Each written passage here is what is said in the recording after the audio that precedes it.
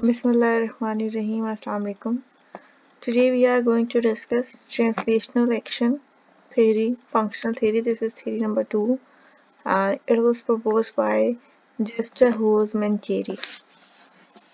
She was a lady and she was born in German में पैदा हुई थी और फिनलैंड के एक एथनिक ग्रुप से इनका ताल्लुक था और इनकी नेशनैलिटी जो इनके पास शहरियत थी वो भी फिनिंग के नाम से, यानी कि फिनलैंड के एक एथनिक ग्रुप से ताल्लुक था, तो उसी से रिलेटेड इनकी नेशनैलिटी जो है वो फिनिंग मानी जाती है।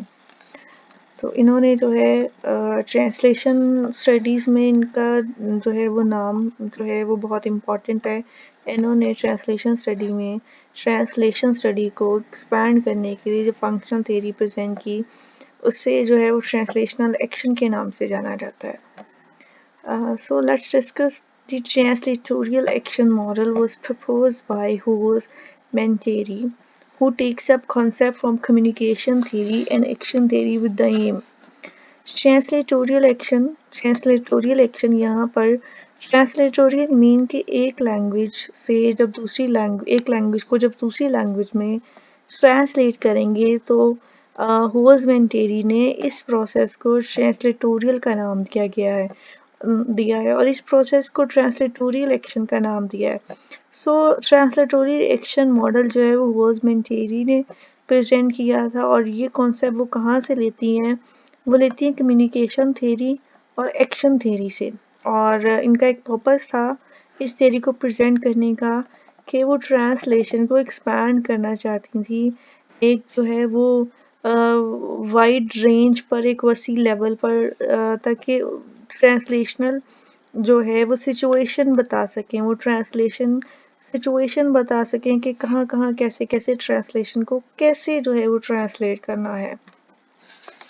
अब ये ट्रांसलेटोरियल एक्शन है क्या? ट्रांसलेटोरियल थ्योरी जो है views translation as purpose driven, outcome oriented human interaction and focuses on the process of translation as message transmitter compounds involving intercultural transfer. सो ये जो है वो वोकेबलरी देखिएगा कि ये जो राइटर ने वर्ड यूज़ किए हैं, purpose driven, outcome oriented human interaction, focuses on the process of translation as message transmitter. तो यहाँ पर ये जो है ये कुछ उन्होंने टर्म्स यूज़ की हैं जिसको फर्दर उन्होंने खुद अपनी थ्योरी में एक्सप्लेन नहीं किया है, बट यहाँ हम कोशिश करेंगे इसको अच्छे से एक्सप्लेन कर सकें कि जो हमारे पास ट्रांसलेटोरियल एक्शन होता है, जो ट्रांसलेशन का प्रोसेस होता है, उसमें ट्रांसलेशन का एक पर्पस होता है और जिसका आउटकम जो है वो होती है ह्यूमन इंटरेक्शन। कि ट्रांसलेशन हम जो कर रहे हैं पर्पस के थ्रू, उसका मकसद है कि ह्यूमन इंटरेक्शन हो एक लैंग्वेज से दूसरे लैंग्वेज में, क्योंकि यहाँ जो है वो पाकिस्तान के या पूरे मुल्क की जो है वो डिफरेंट लैंग्वेजेस हैं और वो एक लैंग्वेज से दूसरी लैंग्वेज में कम्युनिकेट करने के लिए ट्रांसलेशन की जो है वो ज़रूरत है, चाहे वो रिटन है या फिर ऑरल है। एंड जो है वो ये एक्शन जो है ट्रांसलेटोरियल एक्शन जो है वो फोकस करता है ट्रांसलेशन प्रोसेस पर, ठीक है, कि ट्रांसलेशन का जो प्रोसेस है वो कैसे होता है और इसका मकसद जो है वो मैसेज ट्रांसफ़र करना है, ट्रांसमीटर, ठीक है, मैसेज ट्रांसमीटर के तौर पे काम करता है ये एक्शन, ठीक है। और इसमें इंटरकल्चर ट्रांसफ़र यानी कि कल्चर ट्रांसफ़र भी होता है। सो उनके जो है वो वर्ड्स में इनके वर्ड्स में होज़-मैंटेरी जो है वो कहती हैं, it is not about translating words, sentences or text, but is in every case about guiding the intended cooperation over cultural barriers, enabling functionally oriented communication. सो वो कहती हैं कि सिर्फ लफ्ज़ों को ट्रांसलेट करना नहीं है या सेंटेंसेस को या टेक्स्ट को, बल्कि हर तरह से, ठीक है, गाइड करना है कल्चर बैरियर्स जो हैं ट्रांसलेशन को लेके, ठीक है, उसको लेकर जो है वो ट्रांसलेट करना है। कल्चर बैरियर्स जितने भी हैं उनसे निकल कर जो है वो ट्रांसलेट करना है और क्या करना है, क्या इनेबल करना है, कम्युनिकेशन इनेबल करनी है कि एक जो इंट्रैक्शन है, ह्यूमन इंट्रैक्शन है, वो आसान हो जाए। अभी जो हमने ऊपर हमने ट्रांसलेटोरियल एक्शन का की डेफिनेशन देखी कि क्या है ये, उसका एक्चुअल मतलब ये है कि उसकी एग्जांपल हम यहाँ लेते हैं। This means, for example, that the form and genre of the target text must be guided by what is functionally suitable in the target text culture. जैसा कि हमें लगता है कि जो फॉर्म है, ठीक है, उसका जो स्ट्रक्चर है और जो जॉनरा है टारगेट टेक्स्ट का, must be guided by what is functionally suitable in the target text culture. अब हमारे पास एक सोर्स लैंग्वेज है, और वो सोर्स लैंग्वेज, वो जो सोर्स टेक्स्ट है, वो हमने टारगेट टेक्स्ट में जो है, जब हमने ट्रांसलेट करना है, तो हमने ये देखना है कि टारगेट टेक्स्ट का जो कल्चर है, उस लैंग्वेज का जो कल्चर है, उसमें वो टेक्स्ट जो है वो किस तरह से फॉल करता है। हमने सोर्स टेक्स्ट की लाइंस को नहीं देखनी, बल्कि हमने टारगेट टेक्स्ट का कल्चर देखना है। ये सारी ट्रांसलेटोरियल एक्शन का जो है वो एसेंस है। Rather than by merely copying the source text profile, वही बात आ गई कि हमें सिर्फ सोर्स टेक्स्ट की लाइंस को नहीं देखना, एज इट इज उसे कॉपी नहीं करना, ठीक है। हमने टारगेट टेक्स्ट का कल्चर देखना है कि आया जो वर्ड सोर्स टेक्स्ट में यूज हुए हैं वो टारगेट टेक्स्ट में टारगेट टेक्स्ट कल्चर में पाए जाते हैं या नहीं। What is functionally suitable has to be determined by the translator, who is the expert in translatorial action and whose role is to make sure that the intercultural transfer takes place satisfactorily. अब यहाँ पे बात हो रही है कि functionally जो है वो क्या सूटेबल है ट्रांसलेटर के लिए, ठीक है। जो ट्रांसलेटोरियल एक्शन में एक्सपर्ट है और जिसका काम क्या है कि उसने कल्चर ट्रांसफर जो है उसको सेटिस्फैक्ट्री बनाना है। उसने सोर्स टेक्स्ट को नहीं देखना, उसने कल्चर ट्रांसफर को जो है अच्छे से, मतलब जो टारगेट टेक्स्ट है उसके कल्चर पे डिपेंडेड है सोर्स टेक्स्ट।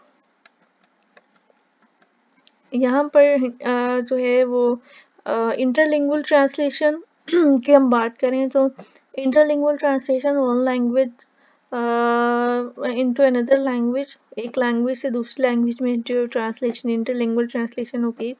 सो इंटरलिंगुअल ट्रांसलेशन को ट्रांसलेटोरियल एक्शन का नाम दिया गया है, जो हम source text from a source text in as a communicative process involving a series of roles and players.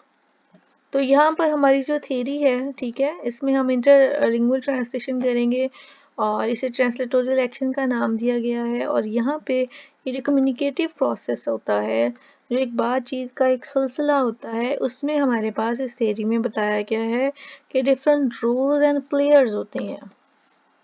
अब इसमें सबसे पहले कौन सा रोल आता है, द इनिशिएटर, द कंपनी और individual who needs the translation, या जो है वो इनिशिएटर का रोल आ गया सबसे पहले, ठीक है।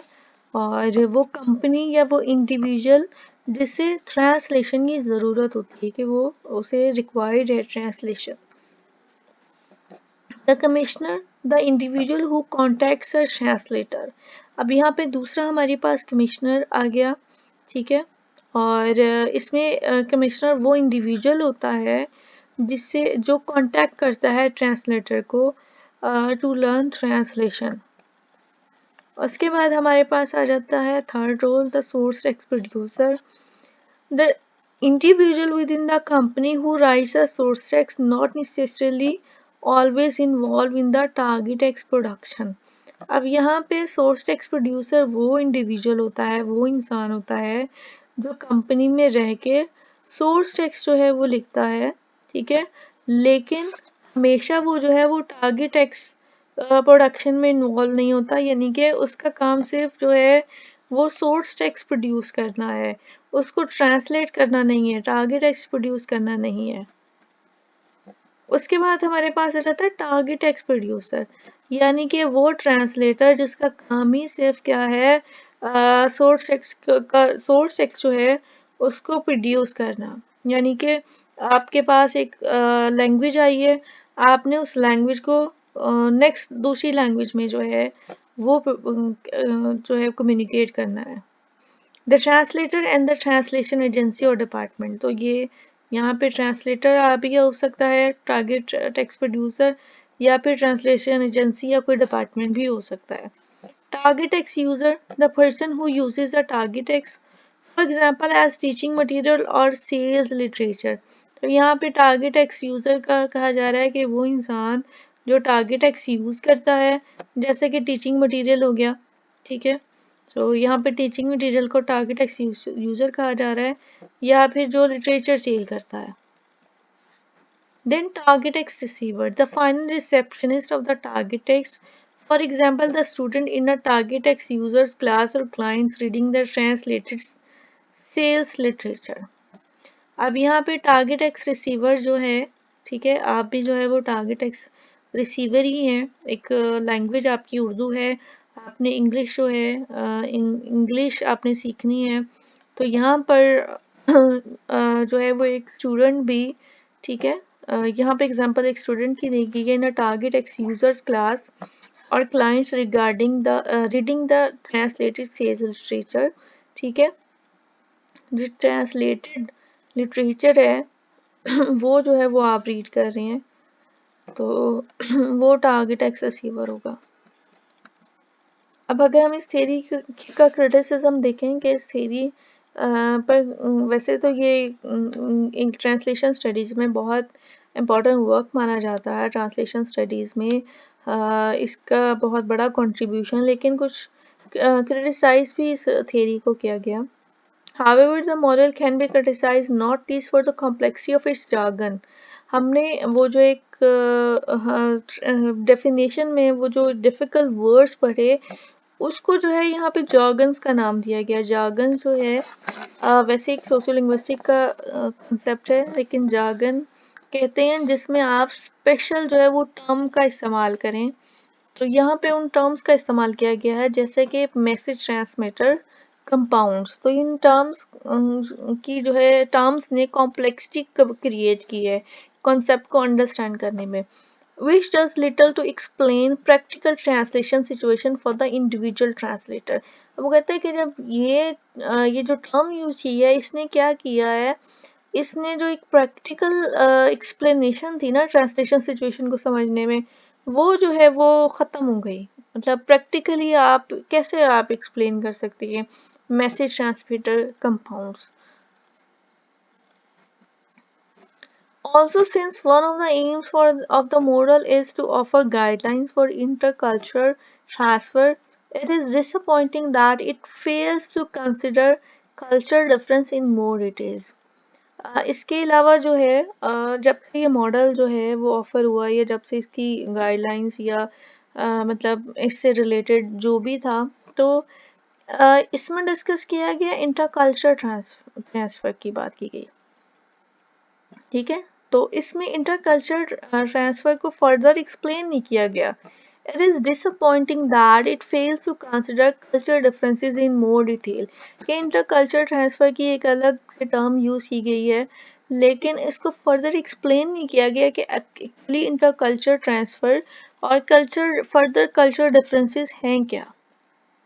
Nord in 2005 also takes issue with Hall's Mentiri's disregard of the source text। अब जो नॉर्ड जो है, ठीक है, ये भी एक बहुत बड़े जो है वो लिंग्विस्ट हैं। इन्होंने भी जो है वो डिसरिगार्ड किया है, ठीक है, मतलब इन्होंने भी क्रिटिसाइज किया है कि हॉल्स मेंटेरी ने सोर्स टेक्स्ट को डिसरिगार्ड क्यों किया है। यानी कि उन्होंने कहा है कि जो डार्क टेक्स्ट का कल्चर है वो ज़्यादा जो है इम्पोर्टेंट है लैंग्वेज को ट्रांसलेट करने में, और उन्होंने सोर्स टेक्स्ट को इम्पोर्टेंस नहीं दी। He stresses that while functionally is the most important criterion for a translation, this does not allow the translator absolute license। अब वो फर्दर जो है वो क्या कहते हैं कि